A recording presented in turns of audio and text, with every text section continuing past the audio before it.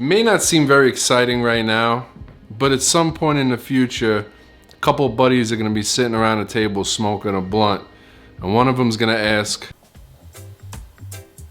I wonder what it was like when smartphones first came out. Oh yeah, like did they suck? No, compadres.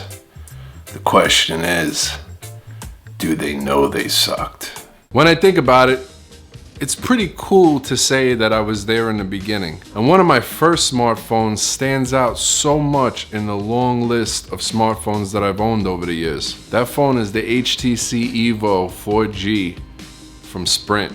I never got a chance to review the HTC EVO 4G when it was released because I wasn't in the game back then. But I do happen to have one right here, right now. And we're gonna review it today like it was brand new, daddy-o. Give me that intro.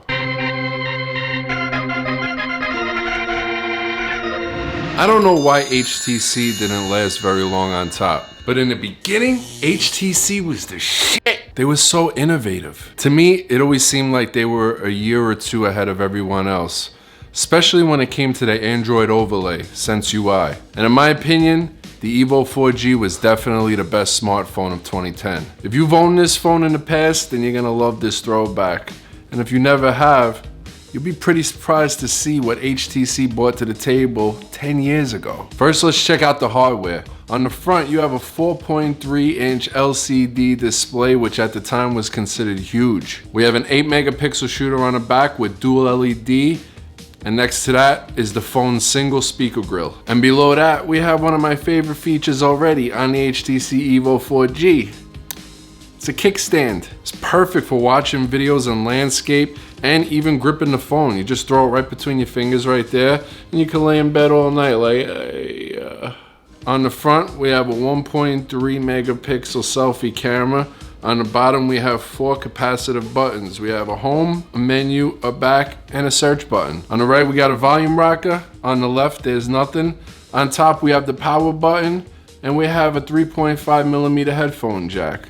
And on the bottom, we have a micro USB, but next to that micro USB, we have a micro HDMI out. This was a little bit before the wireless streaming capabilities came around, so it was a pretty big deal to be able to plug your phone into your TV and watch whatever you got on your phone on your television. Inside this removable back, can't see it, but we have a 1 gigahertz Snapdragon processor. Old school Snapdragon. We have a removable 1500 milliamp battery, and underneath that battery we have a micro SD card slot. Let's take a quick software walkthrough and then we'll get into the camera. I remember being so excited when I ordered this phone. So excited. Smartphones like this were so new at the time, and they were improving so much year after year in large increments. They were just throwing whatever they could think of into smartphones because it was a new industry and they were trying to see what worked and what didn't.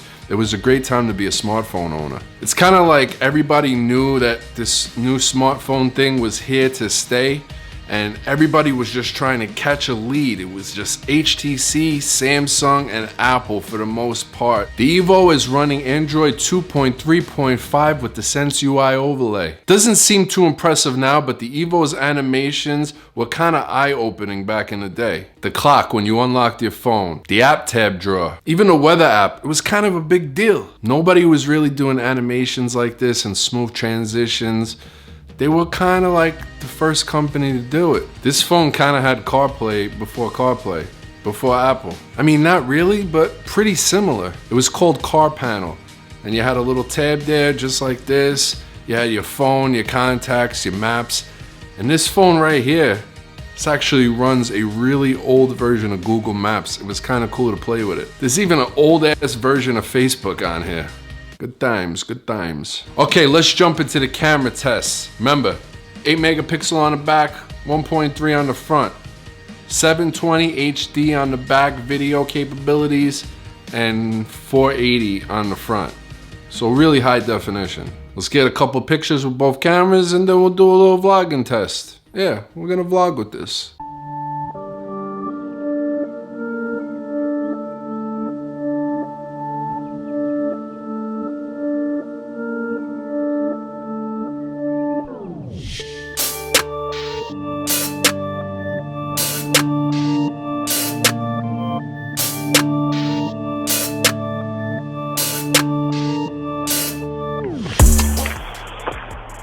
Alright, so this is what it looks like if you're vlogging on the HTC EVO 4G.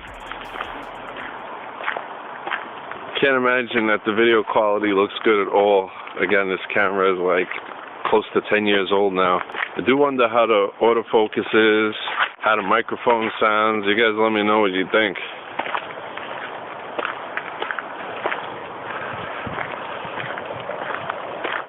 Let's do a little running test. Don't know why. Well, let's do it.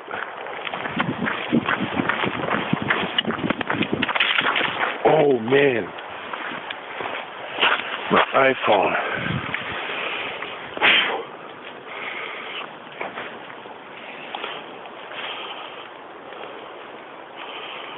Jeez.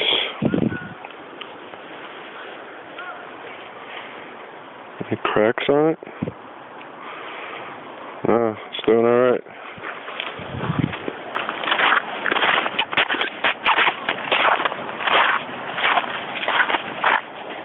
Hi.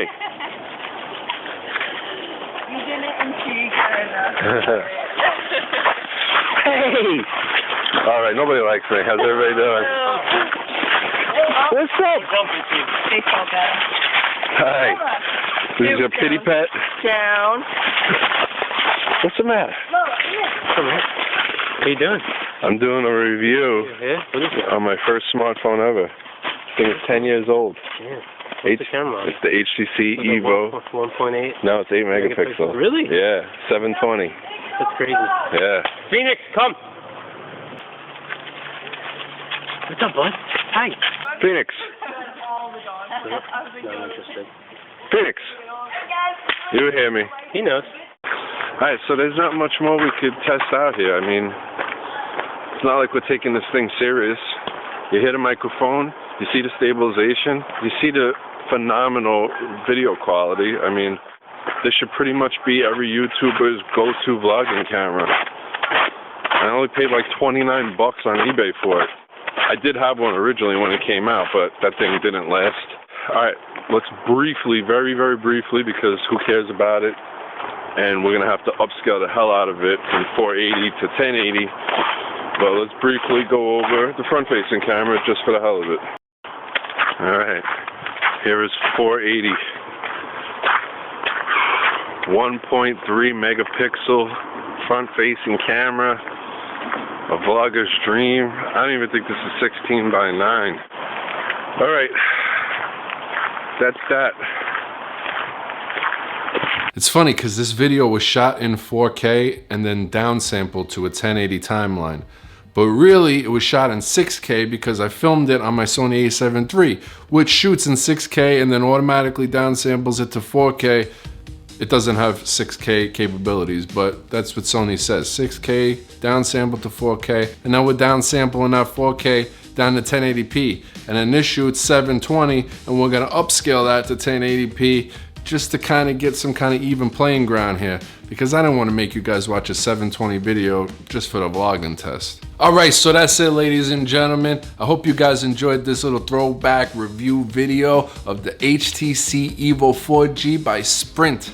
It's one of my favorite, most memorable smartphones to ever be created. This thing was a beast in its time. If you have ever owned the OG HTC EVO 4G, let me know in the comment section below. What do you remember most about that phone? How did you feel when you pre-ordered it? How did you feel when you first unboxed it and turned it on for the first time? Join the conversation, tell me all about it. Make sure you are following me right here on Instagram at @the_everything_man. If you like this video, give it a thumbs up for me. If you are not yet subscribed, please do so. I'd appreciate it highly. Until next time, this is your boy.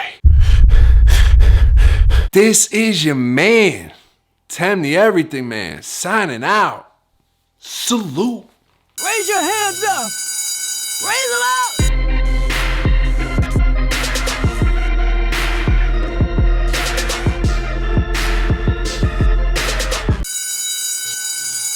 Raise them up.